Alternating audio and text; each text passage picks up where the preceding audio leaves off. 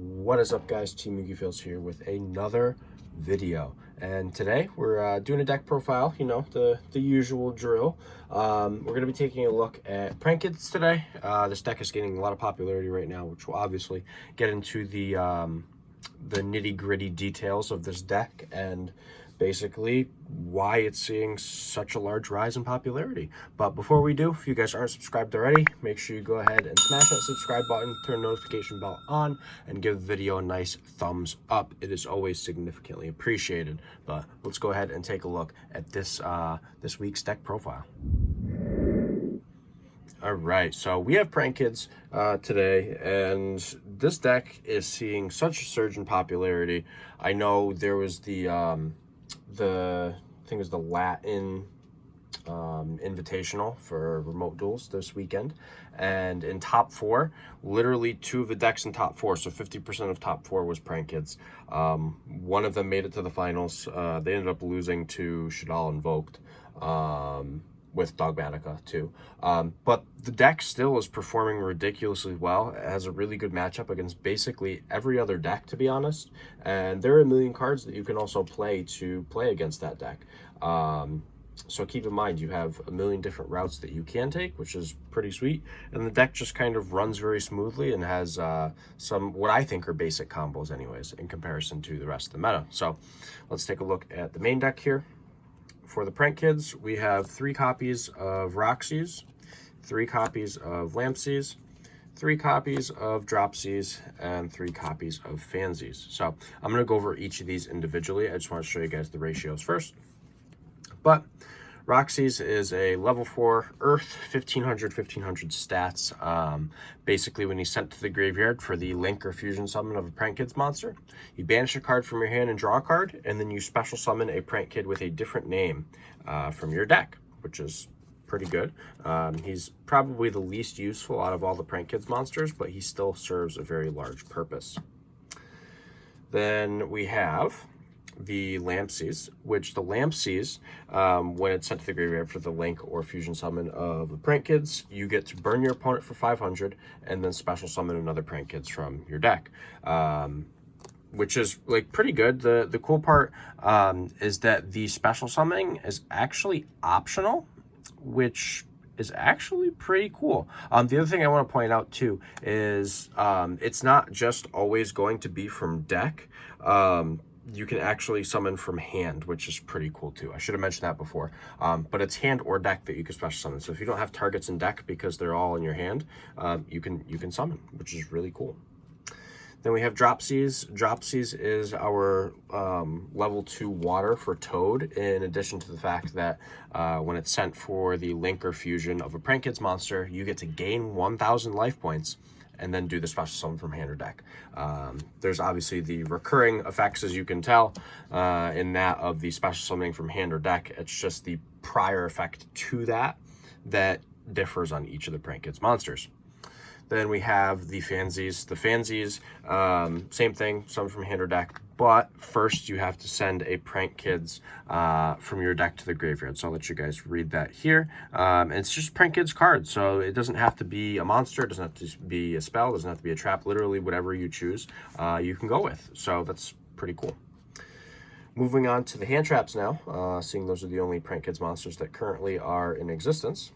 We have 3 Ash Blossom and Joyous Spring. This is the most generic hand trap. I don't think I need to explain this of all things. I'm not going to go in detail as to why I'm playing Ash Blossom. It's just a good card. That's all that you need to know. If you don't know already, you might want to double check because the card's crazy. Then the other hand trap that we play is 3 Lancia. So I've been a pretty solid advocate for this lately. I think we're probably within the last 1 or 2 ban lists, I've been main decking Lancia in a lot of decks because almost every single deck that's currently relevant in the meta gets hurt by Lancia significantly. Like, not just a little bit, like a lot. Dragon Link still can play, but they can't play nearly as well. If you do it to like an invoked player, they basically just end on Secure Gardna, and maybe if they're lucky and they draw the Nadir Servant, they'll end on like a punishment with an Ecclesia too. But it's better than them putting up a Mechaba and then you having to play through a negation. And also against Eldritch, like they can't banish their traps from graveyards, so they basically just lose. They lose an entire turn, which for that deck they need that turn to set up all of their stalling potential. So Lancia is really, really good right now. It's also really good against other decks like Dinos too. Dinos obviously is pretty solid, but Lancia definitely hurts it, that's for sure. Those are all the monsters though. We're going to move on to the spell cards now and show you guys what we have. So we have technically 4 copies of Prank Kids Place. I think that playing the Terraforming is really good. You'll see why as we get through the deck profile more, because Terraforming does have multiple targets. It's not just Prank Kids Place, but essentially it is going to be Prank Kids Place most of the time if you're going first. Then, oh, I'm sorry, I didn't go over Prank Kids Place. I didn't really talk about this, and I talked about every other card in the deck. So Prank Kids Place is basically a search for a Prank Kids monster when it's activated, which is awesome, fantastic. You get to get your engine going if you didn't draw a Prank Kids card.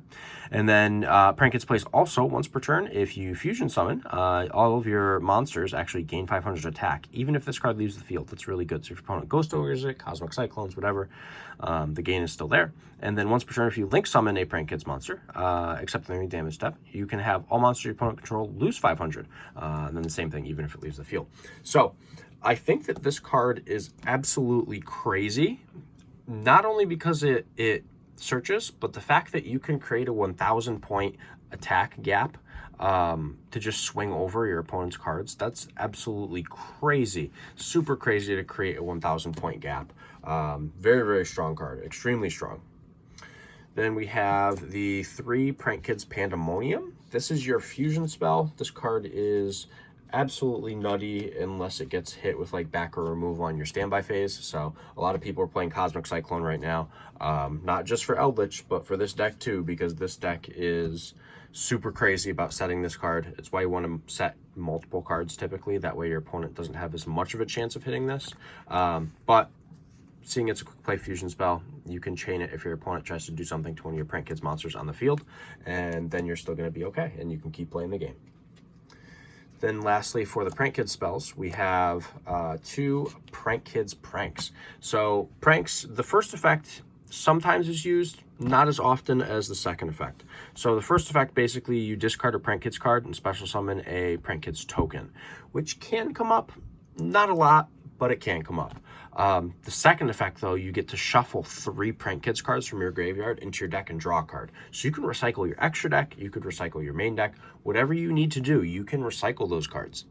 And you can just go ahead and get all of your resources back over the course of a couple turns, and then you're just basically resetting the game state and continually playing over and over again. So Pranks is fantastic, absolutely fantastic card.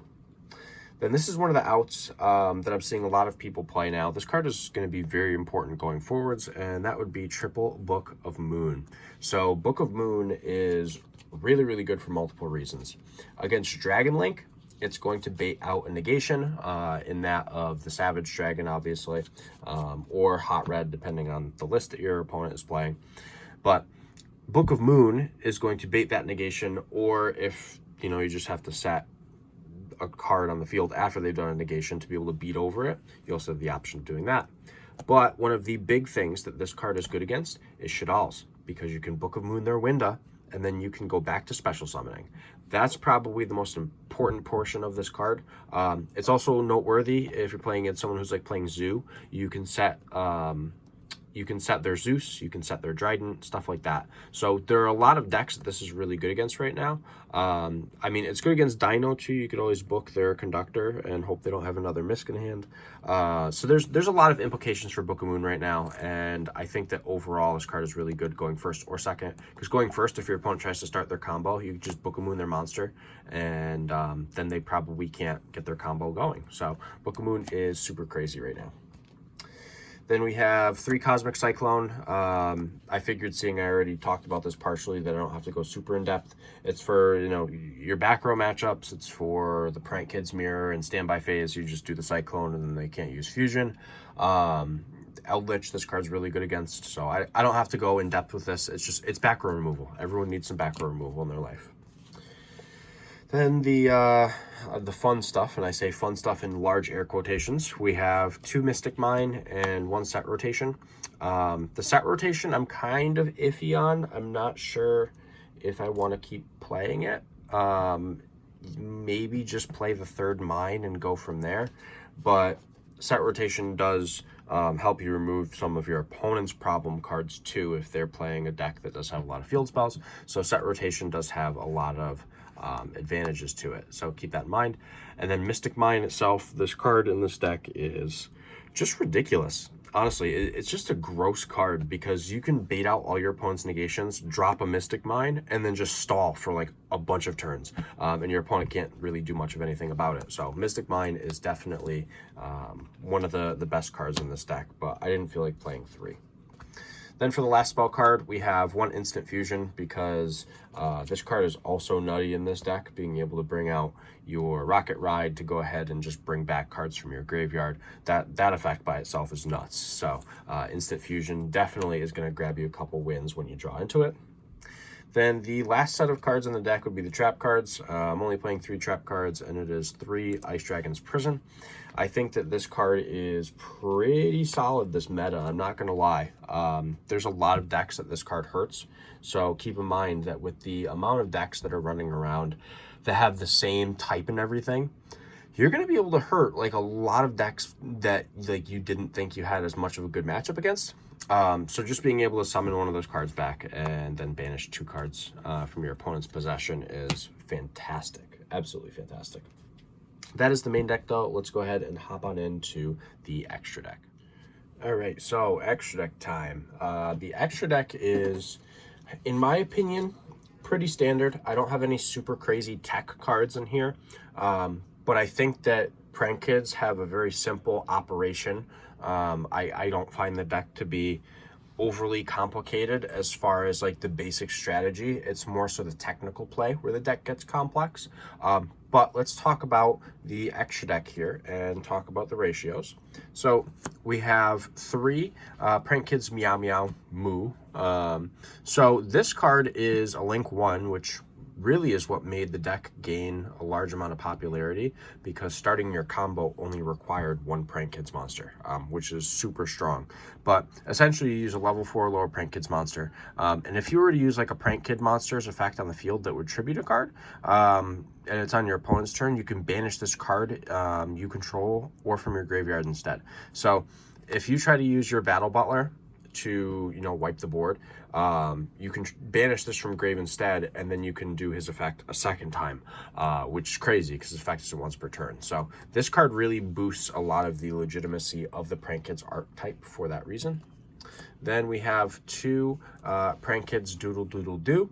This card, when it is link summoned, you get to add a Prank Kid spell or trap from your deck to your hand, which is pretty crazy. Then the other effect is you contribute this card, target 2 Prank Kids with different names, and it could be Prank Kids cards, doesn't have to be monsters. Any Prank Kids cards with different names in your graveyard, except link monsters, and add them to your hand.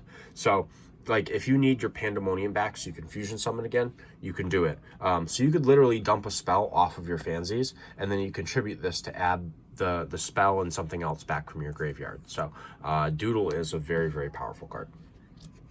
Then we have 1 Bow Wow Bark. Bow Wow Bark basically lets you add back to hand on your opponent's turn by tributing. So it's kind of similar to Doodle. The only difference is that his effect is that when you use that effect to tribute, your Prank Kid monsters you control can't be destroyed by your opponent's card effects this turn. So that's kind of a little extra protection for the deck, which is pretty sweet. I think that's just a fantastic ability to have. Then we have the Rip Roarin' Roaster. This is like your Harpy's Feather Duster for the deck, which is crazy. And obviously a 3K beater, that's pretty good. And same thing as the Battle Butler. If you have like a Meow Meow engrave, you can banish that first instead of tributing this, which is actually super strong, really, really strong. But there is another effect, which is also very important. So I'm just going to read this, that way you guys can understand. It says if this card is in your possession, is sent to your graveyard by your opponent's card, you can target 1 card in your graveyard except the link monster and add it to your hand. So if your opponent says, I'm going to use Dogmatica Maximus to make me send 2 cards from my extra deck to the graveyard, you can send this and then add a monster from your graveyard back to your hand. So you're really not losing much at all. So that's really, really crazy. So multiple effects are obviously the best way to have your deck kind of excel forwards, and ways to counter a bunch of decks currently in the meta make it even stronger. Then we have some generic link cards. We have a Nightmare Phoenix and a Nightmare Unicorn. I don't think I really have to explain these. They've been around long enough for people to really understand the generic level of application that both of these cards have. Their removal on the field, they're just overall fantastic cards, and they let you link climb too. So you're definitely going to end up playing these cards at some point or another. It's just a matter of when they're going to be more useful to you. But I would definitely recommend playing, at the minimum, the Unicorn. The Phoenix, if you want to swap it, you could, but I like to play Phoenix still. So there's a lot of spells and traps that you're going to want to pop. Then I have one access code for the Link 4s. That's the last Link monster that we play. I think that this card is just like a necessity in almost every single deck right now. It's so strong. But moving on to the fusion cards, we have a Rocket Ride and a Weather Washer. So I'm going to talk about both of these. Basically, I'm talking about most of the Prank Kids cards because I feel like they're the ones that need the most explanation out of everything in the deck for people who are trying to learn how the deck works. So your Rocket Ride, when it is summoned, you can have it lose 1,000 attack this turn, and it can attack directly for that turn. And then it has a tribute effect to be able to revive 2 Prank Kids with different names from your graveyard, but they can't attack that turn, which is fine because you can just link summon them immediately. So Rocket Ride is really powerful. Weather Washer, on the other hand, has the revival effect that your Rocket Ride does, but it's on your opponent's turn. And secondly, those cards can't be destroyed by battle that turn, which is actually pretty awesome. So if you put them in defense, you probably won't take damage. And then the other cool thing is that if your Prank Kid monster attacks, your opponent can't activate cards or effects until the end of the damage step. So that's actually like pretty important. It's kind of like Utopia Lightning in that aspect. So then the last fusion would be our Prank Kids Battle Butler. Battle Butler is ridiculously powerful. As I mentioned before, he's a Raigeki, which is pretty awesome. He requires Lampseas, Dropseas, and Fansies to make him. So that's why I always tell people that Roxy's is the least important, because he's not involved in the direct fusion summoning of Battle Butler. But he also has a second effect, which is the being sent to the graveyard by opponent's card. You can target a non-fusion monster in your graveyard and special summon it. So if you have like a Bow Wow engraved and he gets sent to the graveyard somehow, you can just summon the Bow Wow back and then continue playing. This card is super, super strong. I love Battle Butler so much. I love this deck so much, to be honest. But those are the fusion cards. We're going to move on to the Xyz monsters that we play. We only play 2, but I'm going to talk a little bit about them. So we have a Totally Awesome. Totally Awesome, as I mentioned before, is typically going to be made with your Dropseas. It's a negation. It's a decent attack stat monster. And on top of that, there's actually a really cool play. So I was talking about the Ripper and Roaster earlier, and how when it's sent to the graveyard, you can add a monster from grave back to your hand. So if your opponent does Maximus, you can send both of these, and they can just add each other back, because if you can see this, it's a little shiny. The Roaster is a water monster. So your Toad has a lovely effect here. If it's sent to the graveyard, it's the last effect. If this card is sent to the graveyard, target water monster in the graveyard, add it to your hand. So you send both of these, so the Roaster adds back the Toad adds back the Roaster. And now your opponent has literally just wasted their Maximus effect and gotten rid of 2 cards from your extra deck that you literally got back right away. These cards are just crazy. Super, super crazy. Then the last card that we play, I play one Dweller. So I wanted to play a rank 4 Xyz. The reason being is that there are some times where you're going to make like 2 Roxys on board, and you don't want to make like a Prank Kids monster because you already have enough established. And with the amount of graveyard effects running around in the meta right now, it's actually pretty relevant to be playing Dweller. So I think that this card is fantastic. Ridiculously good. Just like a super, super strong card. So Dweller is fully worth it in my opinion. But that is the extra deck. We're going to go ahead and hop over to the side deck now and discuss that. All right, so now lastly, we have the side deck. The side deck I'm not going to explain a lot in detail because it doesn't need excessive explaining. Just a few choices that I'm going to go over, but nothing like ridiculously in detail. But let's go ahead and hop right on into this. So we do play one other hand trap, and that would be the 3 Droll and Lockbird This is really good against a lot of the meta, especially the Shaddoll Invoke Dogmatica deck. Any deck that plays Invoked for that matter, or Dogmatica, or literally just anything that searches a lot. Considering Drytron is going to be making somewhat of a comeback in the near future, this card is also going to see a lot of play because of that. Even though I don't think Drytron is going to be as much of a threat as it was before. Then the only other monster that we side deck is one of my personal favorite cards ever, would be Dino Wrestler Pankertops. This card has won me so many games. Like, I can't even count the number of games that this card has won me, just because of the fact that it's a 2-for-1 card. It just gains you so much advantage, and it's such a big beat stick. So Pankertops is a fantastic card. I absolutely love this card, so fully worth playing. Then for these spells, we have 3 Forbidden Droplet. I think that this card is super strong right now, and I think going forwards, it's going to be very strong too, especially against, as I was mentioning before, the Shaddoll Dogmatica matchup, which I've watched so much of today. I feel like I'm ridiculously over-prepared for that matchup with this deck, because Droplet just completely cuts off their Winda, cuts off their Mechaba, and then your opponent probably can't play the game. So I think that Droplet is a fantastic choice. If you can't afford it and you want to play Dark Rulers, go for it. It's just not nearly as good as Droplet, but it's still pretty good. Then a little extra back row removal. I play a Feather Duster and a Red Reboot, just for decks that play a lot of trap cards. It's nothing crazy. I didn't want to play Lightning Storms, to be honest, because I felt that with Prank Kids being on the rise right now, it was better for the most part to just play the Cyclones in the main deck and then side deck some back row stuff for other back row matchups. But we're going to go a little more in depth with the next card here, because it also removes back row. And that is 3 copies of Evenly Matched. Now, Evenly is a ridiculous card right now.